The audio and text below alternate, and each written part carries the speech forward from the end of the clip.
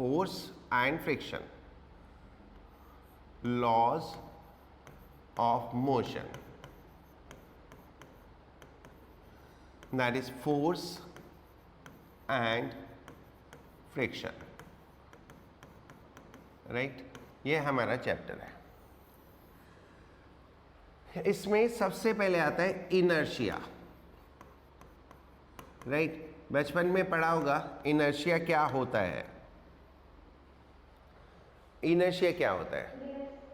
It is inherent property, right. It is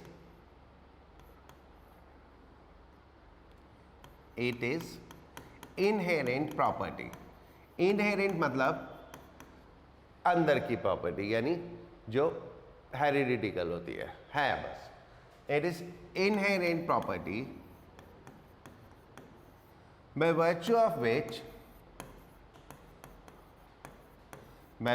of which an object cannot change its state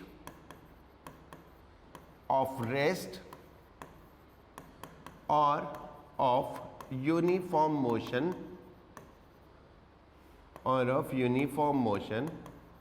on its own।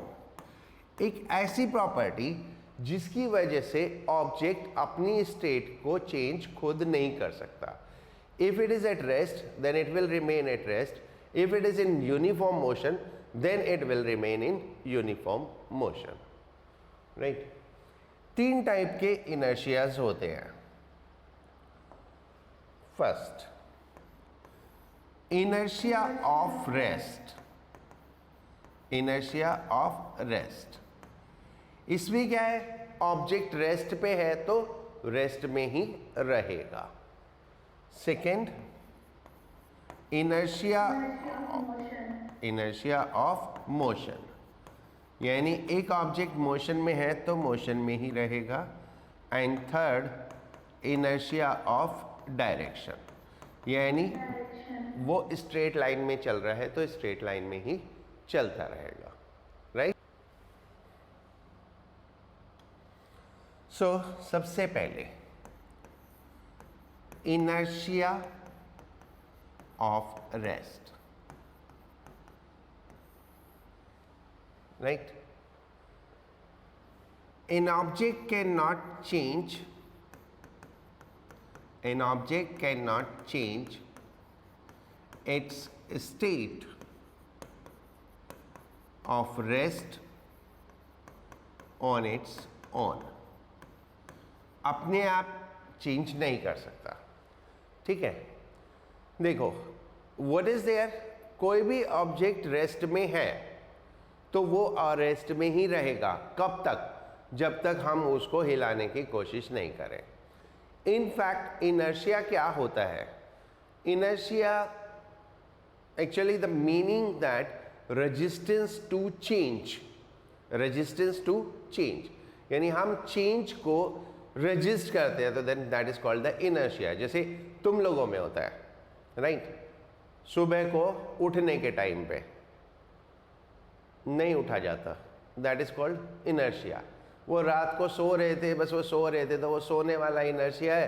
तो उठना means एक state change होना, तो that is not happen. Similarly रात को नींद नहीं आती, ठीक है, तो वो इनर्शिया है। हम जगे हुए हैं तो जगे ही रहेंगे, right. So inertia is basically resistance to change, यानी चेंज होने को रेजिस्ट करता है। इसके एग्जाम्पल मुझे बताने की जरूरत नहीं है, आपके चारों तरफ बहुत सारे ऑब्जेक्ट पड़े हैं, सब रेस्ट में हैं, तो all those are example. Similarly all other direction is that inertia of motion,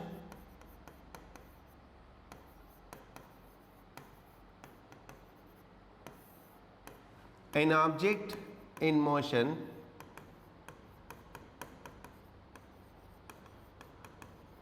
continue in its state of motion,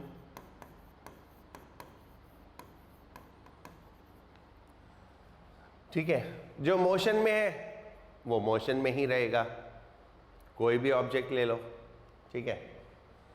third, inertia of direction, what is that?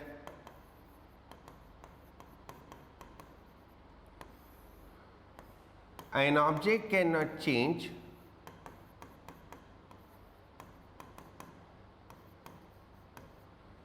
its direction of motion,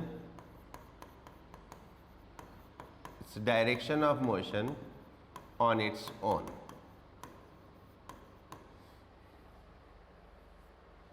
Right? How we measure the inertia? Inertia को कैसे major करते हैं?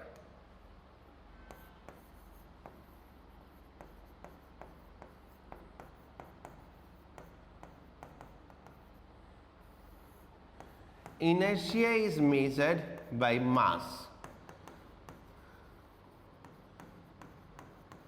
Measured by mass. M.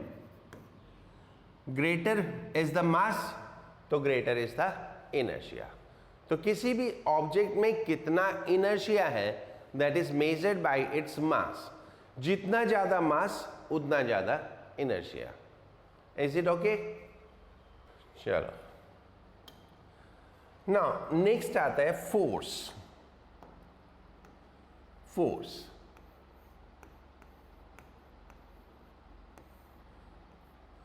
Force is an effort. Effort मतलब कोशिश. Is an effort in the form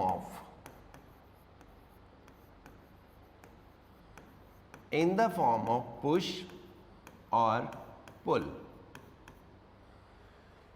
एक कोशिश push या पुल की फॉर्म में, या तो हम धक्का देंगे या खींचेंगे, ठीक है. सो force is an effort in the form of push or pull that first changes or tries to change state of rest, right? So basically force is used to break the inertia. Inertia is what? Resistance to change. जो resistance है उसको break करने के लिए force लगानी पड़ती है, ठीक है. तो फोर्स क्या है? एक कोशिश. उस कोशिश से इनर्शिया ब्रेक हो भी सकता है और नहीं भी हो सकता. So that is what. 3 different type के इनर्शिया होते हैं, तो 3 डिफरेंट टाइप की कोशिश फोर्स करती है. द फर्स्ट इज, या तो वो चेंज कर देगी या चेंज करने की कोशिश करेगी. क्या? स्टेट ऑफ रेस्ट, ठीक है. अब कैसे? मान लो तुम्हारे सामने एक लाइट ऑब्जेक्ट पड़ा है, तुम उसको धक्का दो वो मूव कर जाएगा. एक बहुत हैवी ऑब्जेक्ट पड़ा है, तुम उसको धक्का दो तो मूव नहीं करेगा, but still you are trying to push it, ठीक है. तो फोर्स जरूरी नहीं है कि वो स्टेट को चेंज कर दे, बट फोर्स स्टेट को चेंज करने की कोशिश जरूर करती है. सो या तो वो चेंज कर देगी या चेंज करने की कोशिश करेगी, right.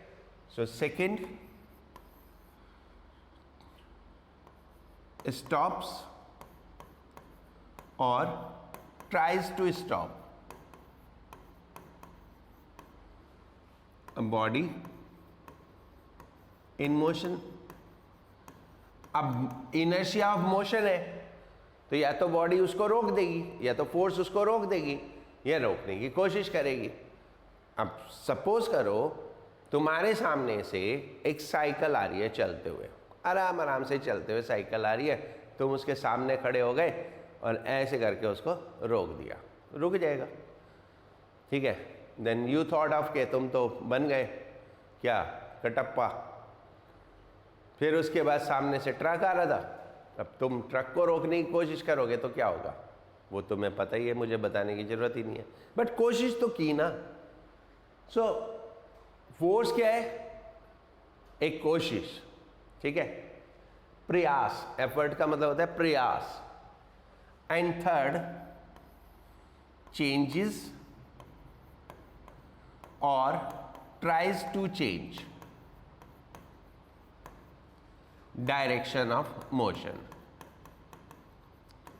Changes or tries to change direction of motion. So these are the three different job of the force which are basically to break the inertia. तीन डिफरेंट टाइप के इनर्शिया को ब्रेक करने के लिए हमको एक फोर्स अप्लाई करनी पड़ती है. But remember, force inertia break कर भी सकती है और नहीं भी कर सकती. Right? Next, unit of force.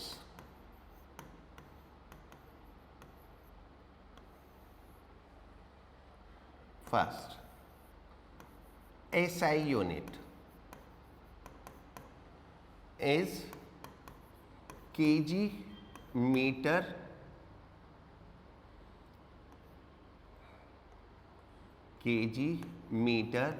per second square called as Newton.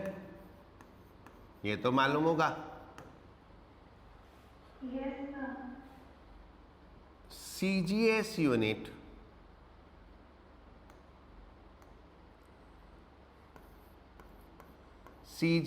unit is gram centimeter per second square called as dyne. 1 Newton is equal to 10 to the power 5 dyne. ठीक है. Second, gravitational unit. Gravitational unit of force. कभी तुमने सोचा कि जब हम अपना weight measure करते हैं, तो क्या वो बोलते हैं 40 kg, 45 kg, बट वेट क्या है? फोर्स है. तो हम उसको केजी में क्यों रिप्रेजेंट करते हैं? न्यूटन में क्यों नहीं बोलते? ठीक है, हम बाजार से चीनी लेने गए, 2 किलो चीनी, आटा लेने गए 10 किलो आटा, तो हम उसको न्यूटन में क्यों नहीं रिप्रेजेंट करते? करेक्ट. तो ये एक ग्रेविटेशनल यूनिट होती है फोर्स की. When we are saying 40 kg, तो वो एक्चुअली न्यूटन में उसकी वैल्यू कुछ और है. That is another unit of force. So gravitational unit of force in SI, इसमें भी दो होती हैं, SI and CGS. In SI it is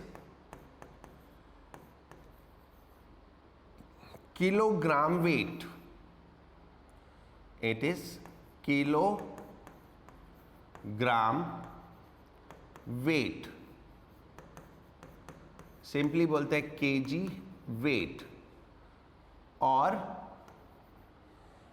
kilogram weight के साथ साथ हम एक और वर्ड यूज करते हैं, और kilogram force. Kilogram force. And जब हम बोलते हैं किलोग्राम फोर्स तो हम लिखते हैं KgF. Right? So this is gravitational unit. 1 kg weight और kg force is equal to 9.8 Newton. 9.8 Newton. यानी इसको जो ग्रेविटेशनल एक्सेलरेशन है उससे मल्टीप्लाई करते हैं तो अपने पास न्यूटन में आ जाती है. So if you have the weight 40 kg, अगर तुम्हारा वेट 40 kg है, so that is called as 40 kg weight. So 40 kg weight हो जाएगा 40 into 9.8 Newton. So actually your weight is this. So that is represented in a different unit called as kg weight या kg force. ये बात समझ में आई?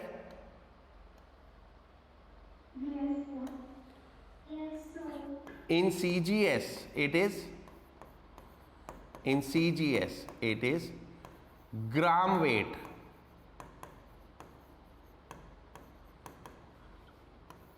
Gram weight और gram force. और gram force.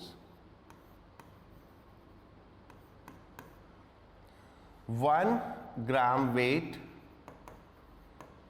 या gram force is equal to 980 dine.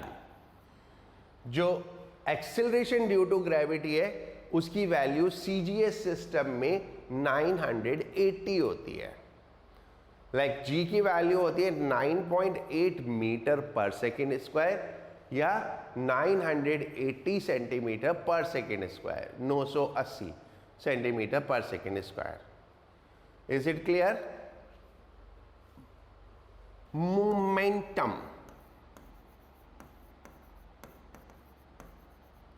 एक vector quantity है, पी से रिप्रेजेंट करते हैं। Momentum of a body is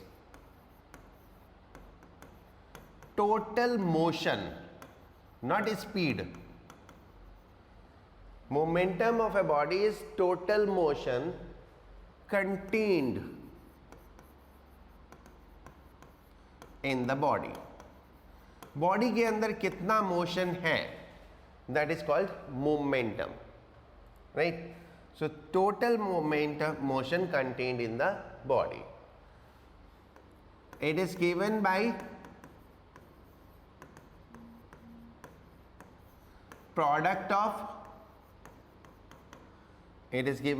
product of mass and velocity.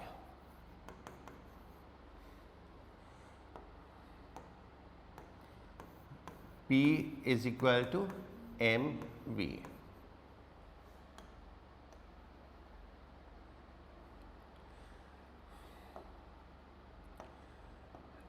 It is a vector quantity. It is a vector quantity whose direction is same. Vector में पढ़ा था हमने, क्या पढ़ा था? अगर एक वेक्टर को एक स्केलर से मल्टीप्लाई करें तो डायरेक्शन वही रहती है जो वेक्टर की डायरेक्शन होती है। तो यहाँ पे वेलोसिटी वेक्टर है, मास स्केलर है, तो वेक्टर को स्केलर से कम मल्टीप्लाई किया तो डायरेक्शन तो वही रहेगी जो वेक्टर की थी। तो ये वेक्टर क्वांटिटी है जिसकी डायरेक्शन वही होगी जो वेलोसिटी की डायरेक्शन होगी, right? Unit of P is, unit of momentum is kg meter per second या Newton second.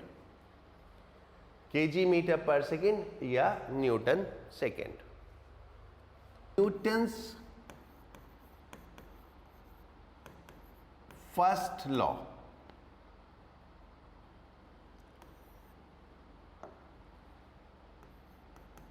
Newton's first law,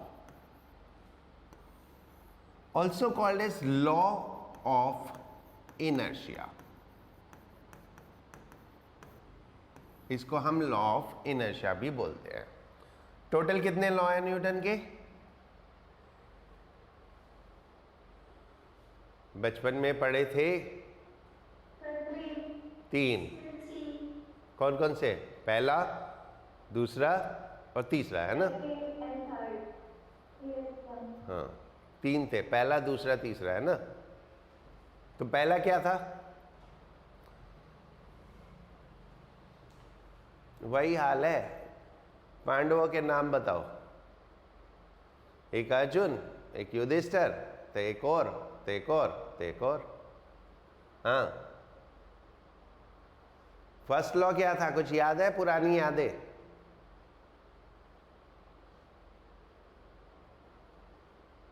कोई तो बताओ।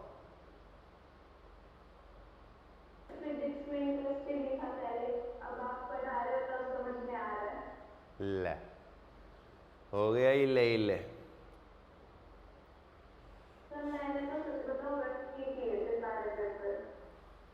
क्या करते? So what is Newton's first law? This is also called as law of inertia. तो this is nothing, जो हमने अभी inertia की definition पढ़ी या जो हमने force की definition पढ़ी, it is the same law, right? Same चीज है this law, right? How we represent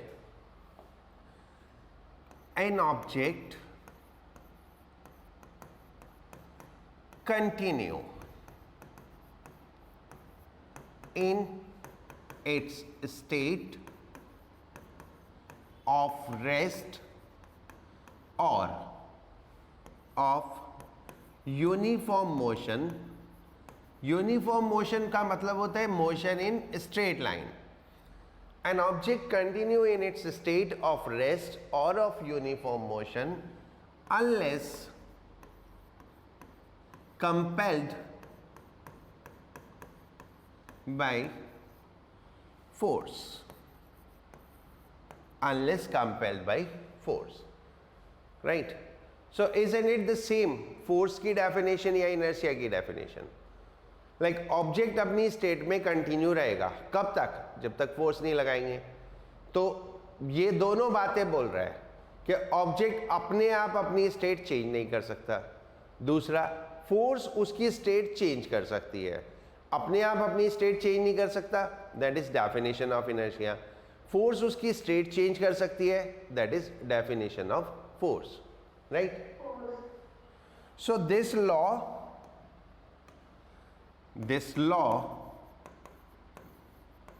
define both inertia and force. This law define both inertia and force. Correct? ठीक है. अब इनर्शिया के एग्जाम्पल्स तो बहुत सारे हैं, है ना?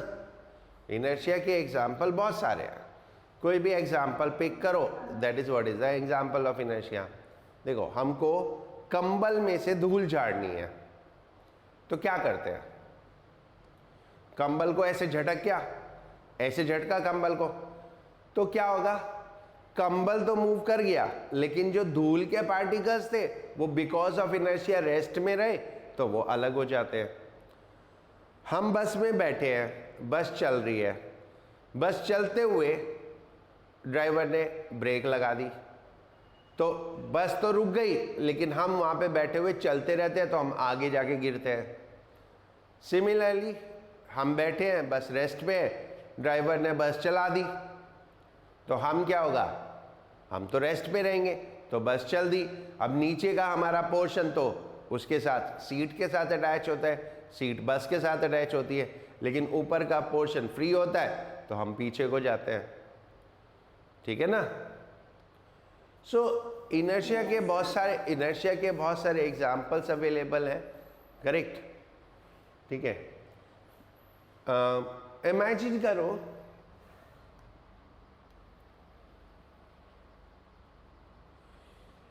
रस्सी में बांध के एक ऑब्जेक्ट को हम ऐसे घुमा रहे हैं. रस्सी में बांध के एक ऑब्जेक्ट को ऐसे घुमा रहे हैं और रस्सी टूट जाए तो वो ऐसे चलता चला जाएगा, टेंजेंट टू दैट, राइट? हम रस्सी घुमा रहे थे, रस्सी टूट गई तो वो ऐसे सीधा चलता चला जाएगा, टेंजेंट. क्यों? उस डायरेक्शन में मोशन था. पहले तो हम रस्सी से उसकी डायरेक्शन को कंट्रोल कर रहे थे, सर्कल में घुमा रहे थे. सर्कल में कैसे घूम रहा था? हम रस्सी पे फोर्स लगा के घुमा रहे थे, लेकिन रस्सी टूट गई. रस्सी टूट गई तो वो फोर्स खत्म हो गई. अब वो फोर्स खत्म हो गई तो उसके ऊपर कोई फोर्स नहीं लग रही, तो वो क्या होगा? सीधा ऐसे चलता चला जाएगा, राइट? कुछ एग्जाम्पल तुम बताओ.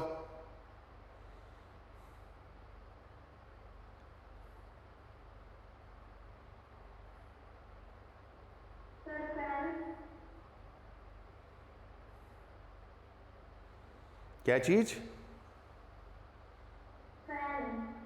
फैन? नहीं, फैन नहीं है. फैन नहीं है. क्यों नहीं है फैन? क्योंकि फैन मोटर ड्रिवन है.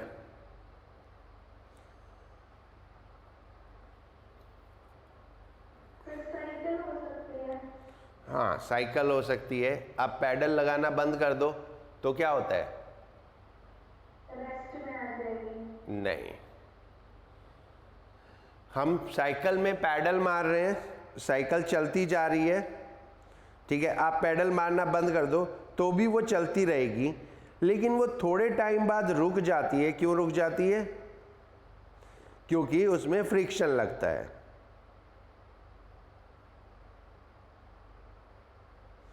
और ढूंढो ढूंढो, थोड़ी सी कोशिश करो, मिल जाएंगे अपने चारों तरफ बहुत सारे एग्जाम्पल। देखो कुछ प्रैक्टिकल एग्जाम्पल्स मैं बताता हूँ।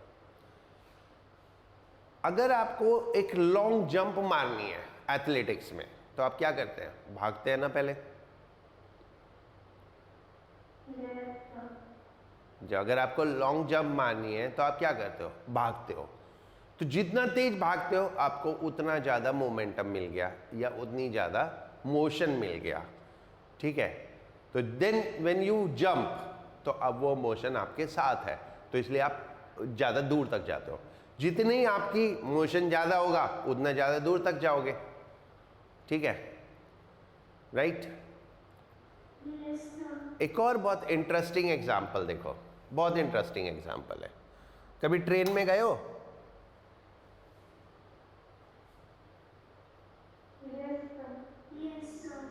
ट्रेन में, बस में, कहीं पे भी गए होंगे ना, ठीक है। ट्रेन में बैठे हो, सिक्का उछाला, आपके हाथ में आ जाता है, आ जाता है ना।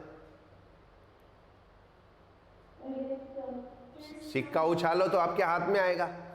अब उस सिचुएशन को सोचो, जब सिक्का उछाल दिया, सिक्का हवा में है और ट्रेन तो आगे जा रही है, तो हम आगे जा रहे हैं, तो उस हिसाब से तो सिक्के को हमारे हाथ में आना ही नहीं चाहिए, सिक्के को तो पीछे रह जाना चाहिए, रह जाना चाहिए ना। लेकिन ऐसा क्यों नहीं होता? ऐसा इसलिए नहीं होता कि हम ट्रेन में हैं,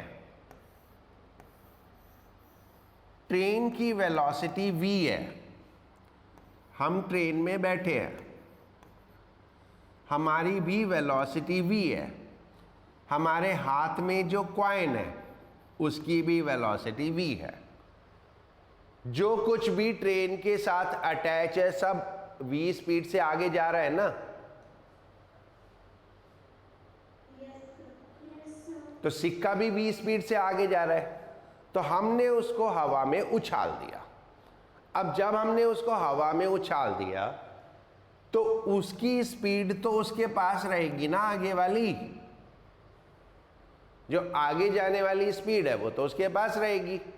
हाँ, ऊपर नीचे तो ग्रेविटी आ जाएगी, लेकिन सामने की डायरेक्शन में तो ग्रेविटी नहीं आएगी ना। तो ऊपर नीचे तो वो ग्रेविटी की वजह से होता रहेगा, लेकिन अपनी वेलोसिटी से जो उसके पास पहले से थी, कब? जब वो हमारी जेब में था, अपनी उस वेलोसिटी से वो आगे चलेगा, तो जितना हम आगे चलेंगे उतना ही कॉइन भी आगे चलेगा, जितना हम आगे चलेंगे उतना सिक्का आगे चलेगा, तो फाइनली वो कहाँ आके गिरेगा? हमारे हाथ पे आके गिरेगा, राइट। जेब में था ना, तब तो वेलोसिटी v से चल रहा था, बट अब तो वो हवा में पहुंच गया ना, तो अब v क्यों रहेगी? अच्छा, वेलोसिटी कैसे खत्म होती है? अच्छा, किसी भी चीज की वेलोसिटी खत्म करनी हो तो कैसे खत्म करते हैं? तो रेस्ट पे ला देते हैं। नहीं, रेस्ट पे लाएंगे कैसे?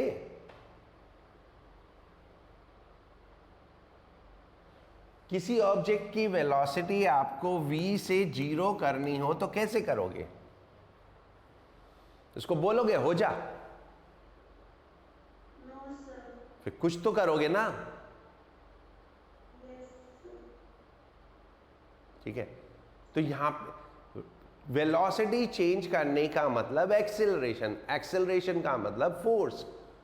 अगर आपको वेलोसिटी कम या ज़्यादा करनी है तो आपको एक फोर्स लगानी पड़ेगी, और वो फोर्स आपको वेलोसिटी के अपोजिट लगानी पड़ेगी। अगर आपको रोकना है ऑब्जेक्ट को, ऐसे ही करना पड़ेगा ना।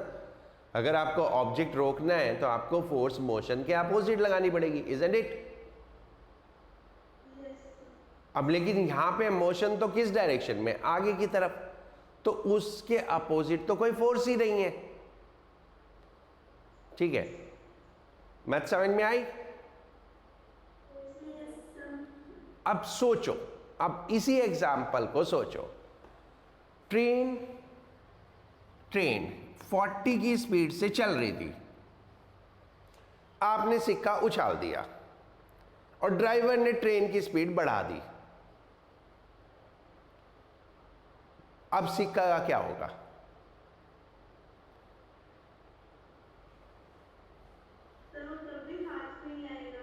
नहीं, तब वो हाथ में नहीं आएगा। क्यों? क्योंकि जब आपने सिक्का उछाला तो स्पीड कितनी थी? 40। अब सिक्का हवा में है, उसके पास स्पीड 40 है, राइट?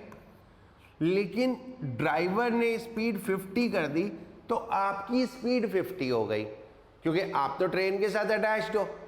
अब ड्राइवर ने स्पीड बढ़ाने के लिए कुछ फोर्स लगा दी इंजन में, तो ट्रेन में तो फोर्स लग के ट्रेन की स्पीड बढ़ गई, लेकिन सिक्का हवा में था, उस पर तो किसी ने फोर्स लगाई नहीं।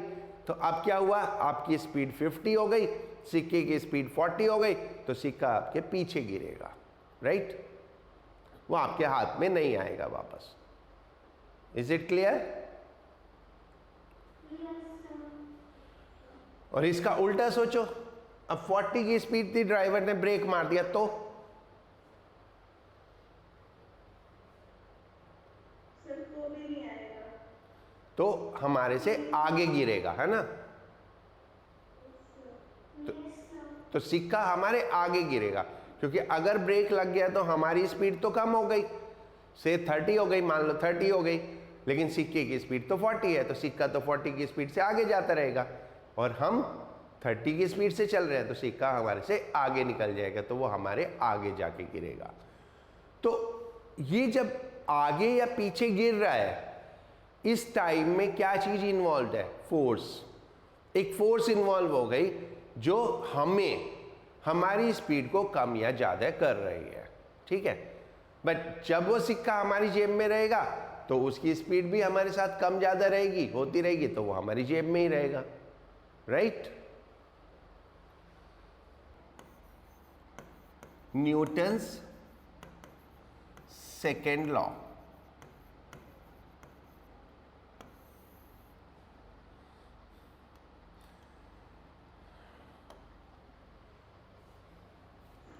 Rate of change of momentum of a system is directly proportional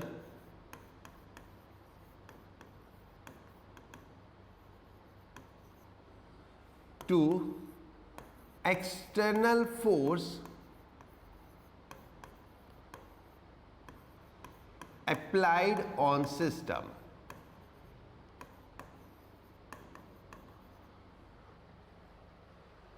Is directly proportional to external force applied on system. Direction of force is same as of change in momentum. जो change in momentum की direction है वही direction रहेगी,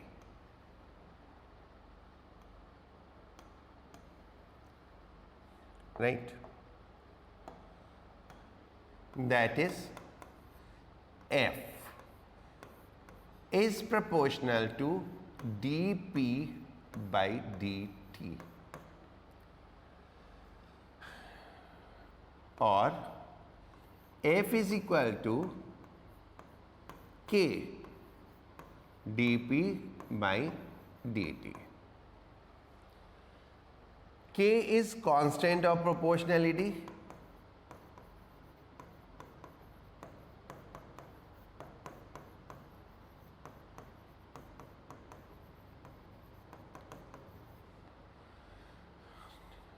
right?